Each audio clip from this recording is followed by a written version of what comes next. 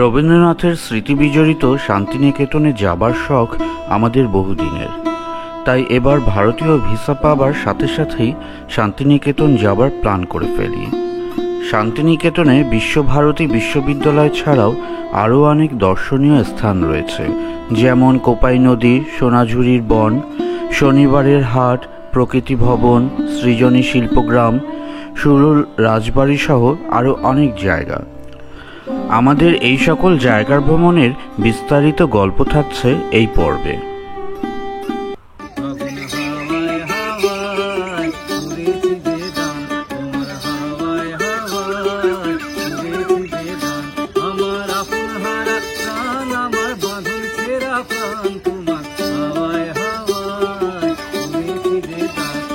শান্তিনিকেতন হল পশ্চিমবঙ্গের বীরভূম জেলার বোলপুর নামক একটি জায়গার ছোট্ট একটি শহর। রবীন্দ্রনাথের কারণে এই সাংস্কৃতিক মরুদ্যানটি সারা বিশ্বে সমধিক পরিচিত। ভারতে প্রথম নোবেল জয়ী কবি রবীন্দ্রনাথ ঠাকুর এখানে বিশ্বভারতী বিশ্ববিদ্যালয় প্রতিষ্ঠা করেন। আমরা ভারতে হিলি বর্ডার দিয়ে প্রবেশ করে বালুরঘাট চলে আসি। বালুরঘাট হিলির কাছে একটি ছোট্ট শহর। এখান থেকেই ট্রেনে করে আমরা বোলপুর আসি। বোলপুর রেল স্টেশনটি বেশ চমৎকার। নান্দনিক চিত্রকর্ম এবং ভাস্কর্য দিয়ে সাজানো গুছানো এই রেল স্টেশনের পাশেই রয়েছে গীতাঞ্জলি রেল মিউজিয়াম। আমরা স্টেশনে নেমে এই জাদুঘরটি ঘুরে দেখলাম।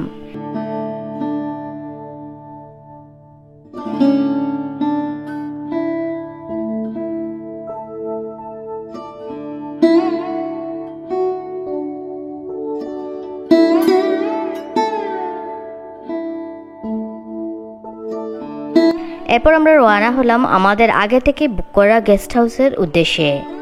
এটি ছিল সুভাষপল্লীতে, নাম ছিল মাড হাউস। বেশ ছিমছাম গাছপালা দিয়ে ঘেরা শান্তিনিকেতন শহরটি।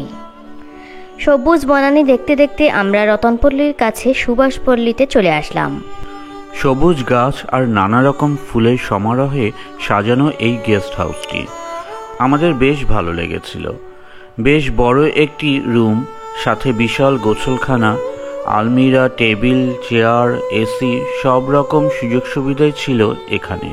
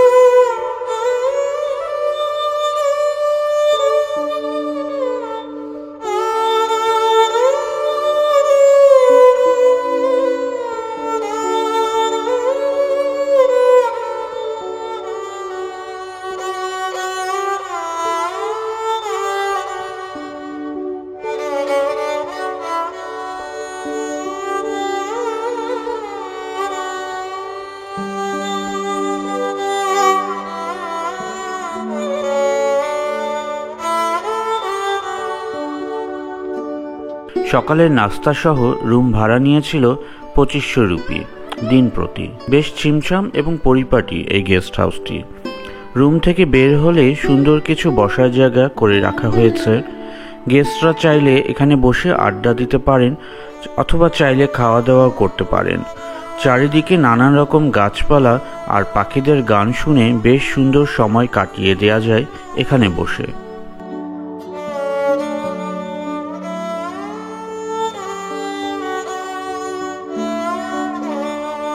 আমরা রুমে এসে ফ্রেশ হয়ে নিলাম। ঘড়িতে তখন বেলা 2টা। তাই মাড হাউসের ডাইনিংয়েই দুপুরে খাওয়া খেয়ে নিলাম। এদের রেস্টুরেন্টটা বেশ চমৎকার আর খাবারের স্বাদ ছিল অসাধারণ। এখানকার সাদা ভাত আর মাটন কষার স্বাদ মুখে লেগে থাকবে আজীবন। দুপুরের জম্পেশ খাওয়া দাওয়া সেরে বিছানায় একটু গড়িয়ে নিতে নিতেই সন্ধ্যা হয়ে এলো। আমরা একটু হাঁটতে হাঁটতেই শান্তিনিকেতনের সবচেয়ে নান্দনিক ক্যাফে আমলিতে চলে আসলাম। ছোট্ট সিমছাম এই ক্যাফেটি দারুণ সুন্দর পরিবেশ। আমরা চিজ কেক আর কফি অর্ডার দিলাম। নিরিবিলি পরিবেশে সঙ্গীতের সুমধুর ধ্বনির সাথে দারুণ স্বাদের কেক আর কফি উপভোগ করলাম বেশ সময় নিয়ে।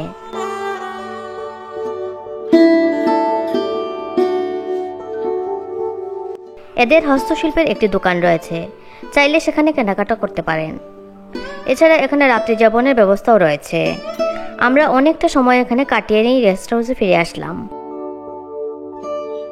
গেস্ট হাউসের ম্যানেজারের সাথে কথা বলে আগামীকাল শান্তিনিকেতনের সবগুলো স্পট ঘুরবার জন্য টোটো ঠিক করে নিলাম। এরপর রাতে চমৎকার নান্দনিক বারান্দায় বসে রাতের খাবার খেয়ে শুয়ে পড়লাম। পরদিন খুব ভোরে পাখির ডাকে ঘুম ভেঙে গেল। আমরা বিছানা থেকে তাড়াতাড়ি উঠে প্রস্তুত হয়ে গেলাম। টোটো ড্রাইভার সময় মতোই চলে এলেন। আমরা প্রথমে গেলাম বিশ্বভারতী বিশ্ববিদ্যালয় দেখতে। শান্তিনিকেতনের পূর্ব নাম ছিল ভুবনডাঙ্গা। 1863 সালে দেবেন্দ্রনাথ ঠাকুর এই শহরে একটি আশ্রম প্রতিষ্ঠা করে নাম দেন শান্তিনিকেতন। প্রায় 40 বছর পর রবীন্দ্রনাথ ঠাকুর 1901 সালে এখানে একটি পাঠভবন প্রতিষ্ঠা করেন। এই শিক্ষা প্রতিষ্ঠানটি তৎকালীন সময়ে শিক্ষা চর্চার ধারাকে আমূল পরিবর্তন করে দিয়েছিল। 1913 সালের পর থেকে এই পাঠভবনটি বিশ্বভারতী মহাবিদ্যালয়ে পরিণত হয়। 1951 সালে বিশ্বভারতী বিশ্ববিদ্যালয় ভারতের কেন্দ্রীয় বিশ্ববিদ্যালয়ের মর্যাদা লাভ করে। বিশ্বভারতী বিশ্ববিদ্যালয়ের ক্যাম্পাসে বহু ঐতিহাসিক স্থান রয়েছে। এটি ইউনেস্কোর ওয়ার্ল্ড হেরিটেজেরও একটি অংশ। প্রথমে আমরা গেলাম ছাতিমতলা দেখতে। মহর্ষি দেবেন্দ্রনাথ ঠাকুর যখন 1863 সালে রায়পুরে জমিদার বাড়িতে নিমন্ত্রণ রক্ষা করতে এসেছিলেন, তখন এই ছাতিমতলায় বসে কিছু সময়ের জন্য বিশ্রাম নিয়েছিলেন। এছাড়া এখানে দেখতে পাবেন 1891 সালে নির্মিত একটি ব্রহ্ম মন্দির। কাঁচ দিয়ে তৈরি এই মন্দিরটির নির্মাণশৈলী অতি চমৎকার। এরপর আমরা একে একে কলা ভবন, অমর্ত্য সেনের বাড়ি, বিশ্ববিদ্যালয়ের নানা ভবন ঘুরে ঘুরে দেখলাম। এরপর সকালে নাস্তা করতে চলে এলাম রাস্তার ধারে খুব সুন্দর একটি রেস্তোরাঁতে। নাম ছিল 16 আনা বাঙালি। সেখানে লুচি আলুর দম ছিল, সকালের নাস্তা করে নিলাম।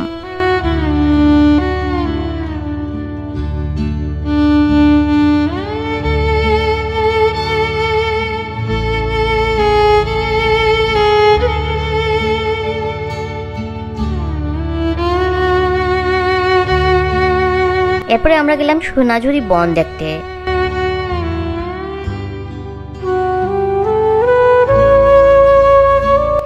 এই বনের ভিতর নানা হস্তশিল্পের হাট বসে। এটা শনিবারের হাট বা সোনাঝুরির হাট নামেও বিখ্যাত। নানা ধরনের পোশাক, শাড়ি, চুড়ি, চাদর, ফতুয়া, পাঞ্জাবি সহ ঘর সাজানোর নানা দ্রব্যাদির সমাহার এখানে দেখতে পাবেন। হাঁটতে হাঁটতে ক্লান্ত হয়ে গেলে ঠান্ডা দই আর রাবড়ি খেয়ে নিতে পারেন। হাটে এবং বনে অনেকটা সময় ঘোরাঘুরি করে আমরা কঙ্কালীতলার মন্দির দেখে নিলাম। মন্দির দেখা শেষ করে চলে এলাম কোপাই নদী দেখতে। রবীন্দ্রনাথের বিখ্যাত সেই ছড়াটি আমাদের সকলের অনেক পরিচিত। আমাদের ছোট নদী চলে বাঁকে বাঁকে, বৈশাখ মাসে তার হাঁটু জল থাকে। এই কোপাই নদীকে উদ্দেশ্য করেই কবি লিখেছিলেন এই ছড়াটি। দেখতে দেখতে দুপুর হয়ে এলো। আমরা চলে এলাম সোনাঝুরি আড্ডা নামে একটি রেস্টুরেন্টে। এটি একটি চমৎকার রিসোর্ট। এখানে 2000 থেকে 3000 টাকার মাঝে সুন্দর রুম পাওয়া যায়। আমরা এখানে রুমগুলো ঘুরে ঘুরে দেখলাম। রিসোর্টের স্টাফ বেশ আন্তরিক ছিলেন, আমাদের ঘুরে ঘুরে দেখালেন। ভেজ নন ভেজ আইটেম ছিল লাঞ্চে। আমরা দুটো ভেজ থালি নিয়ে নিলাম 150 রুপিতে প্রতি প্লেট। খাবারের মান বেশ ভালোই ছিল। আবার কখনো শান্তিনিকেতনে গেলে কোপাই নদীর পাশে এই চমৎকার রিসোর্টে থাকার বাসনা রইল। এরপর আমরা গেলাম প্রকৃতি ভবন দেখতে। বিভিন্ন গাছের গুড়ি এবং কাণ্ড দিয়ে তৈরি একটি চমৎকার জাদুঘর হলো এই প্রকৃতি ভবন।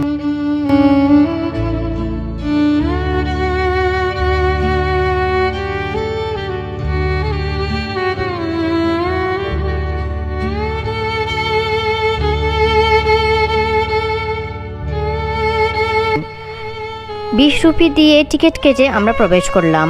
4টি গ্যালারি রয়েছে এখানে। আমরা অনেক সময় এখানে কাটিয়ে চলে এলাম সুরুল রাজবাড়ি দেখতে। বেশ পুরনো এই জমিদার বাড়িটি দর্শনার্থীদের জন্য উন্মুক্ত। একটি মন্দির রয়েছে এখানে।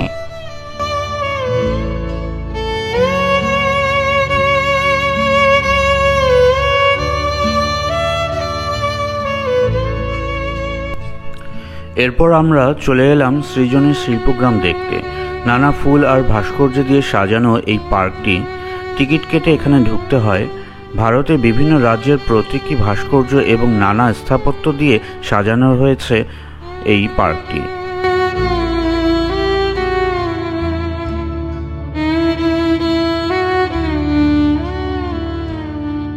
অনেক গাছপালা আর দিঘিও দেখতে পাবেন এখানে।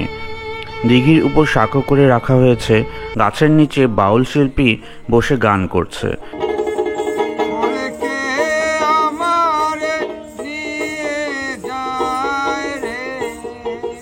বিকেলবেলা এখানে ঘুরে বেড়াবার একটি চমৎকার জায়গা। এসব দেখতে দেখতে সন্ধ্যা হয়ে এলো।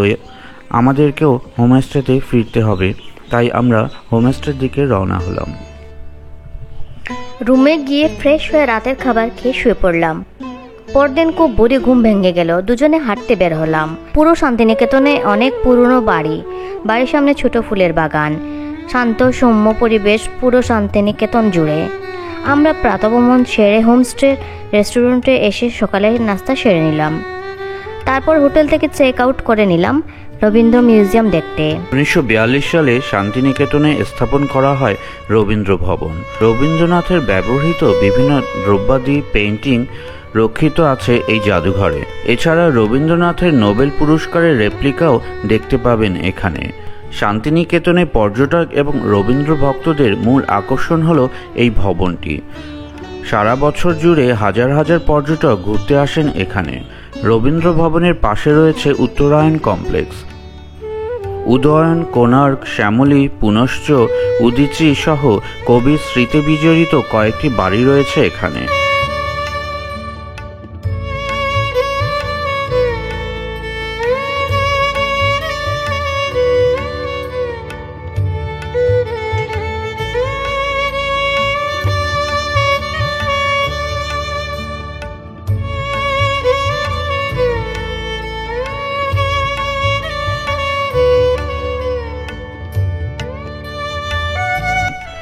জাদুঘর দেখা শেষ করে আমরা চললাম আমাদের আজকের রাত্রি যাপনের জন্য আগে থেকে ঠিক করা একটি রিসোর্টে।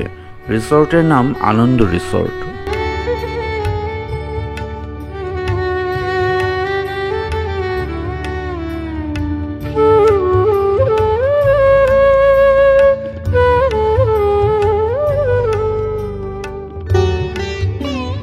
অনলাইনে রিভিউ দেখে আমরা এই রিসোর্টটিতে এক রাত থাকবো বলে ঠিক করি। সাদা নীলের কম্বিনেশনে চমৎকার ডিজাইনে তৈরি এই রিসোর্টে প্রবেশ করে আমরা অভিভূত।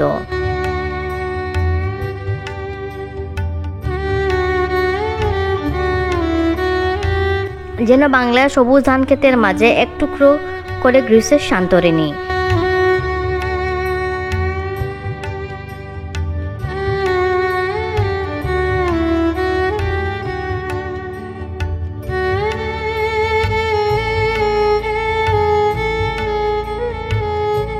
বেশ কয়েক ধরনের রুম আছে এখানে।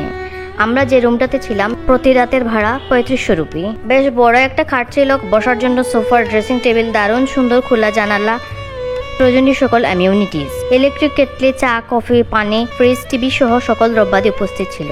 একটি বড় আলমারি সাথে অ্যাটাচ বাথ, টয়লেটে সকল প্রয়োজনীয় জিনিসপত্র ছিল।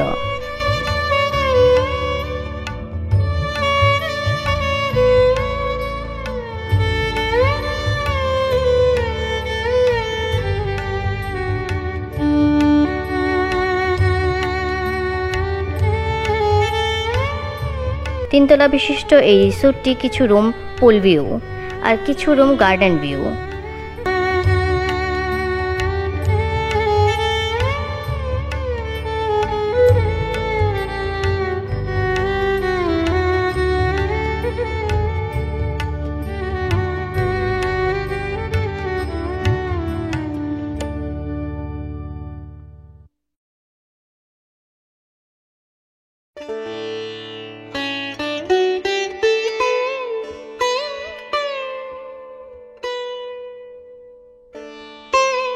একতলায় রয়েছে রেস্টুরেন্ট। আমরা ফ্রেশ হয়ে রেস্টুরেন্টে বসে দুপুরের খাবার খেয়ে নিলাম। এরপর রুমে এসে বিছানায় কিছু সময় গড়াগড়ি করে নিলাম। বিকেলে পুল সাইডে বসে প্রকৃতি উপভোগ করতে লাগলাম।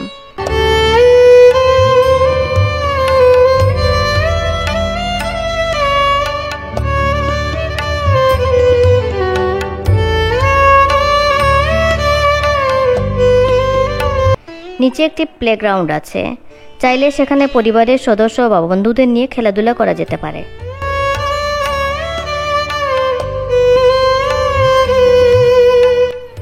নিচতলায় একটি ব্যানকুইট হল আছে। অফিসের বিভিন্ন প্রোগ্রাম চাইলে এই হলে করা যেতে পারে। আমরা দোলনায় বসে এবং রিসোর্টে ঘুরে ঘুরে বিকেলটি অতিবাহিত করলাম। এরপর পুলের পাশে বসে কফি হাতে নীল আকাশের মেঘের আনাগোনা দেখতে লাগলাম। দেখতে দেখতে রাত হয়ে এলো।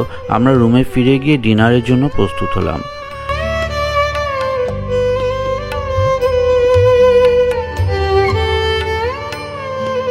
ডিনার অর্ডার দিলাম মশলা চিকেন এবং কাশ্মীরি পোলাও। খাবারের স্বাদ ছিল অসাধারণ। পেট পুরে খেয়ে দিয়ে আমরা ঘুমিয়ে পড়লাম। পরদিন বেশ বেলা করে ঘুম থেকে উঠে নাস্তা করতে গেলাম রেস্টুরেন্টে। কমপ্লিমেন্টারি ব্রেকফাস্ট ছিল। ইংলিশ এবং বাঙালি উভয় ধরনের ব্রেকফাস্টই ছিল সেখানে। লুচি, সবজি, উপমা, ব্রেড, বাটার, জেলি, ডাল, fruits, pancake, fruit juice, cheese omelette সহ সব ধরনের খাবারই ছিল সেখানে। আমরা সব আইটেম কিছু কিছু চেখে নিলাম। স্বাদ ছিল চলনসই।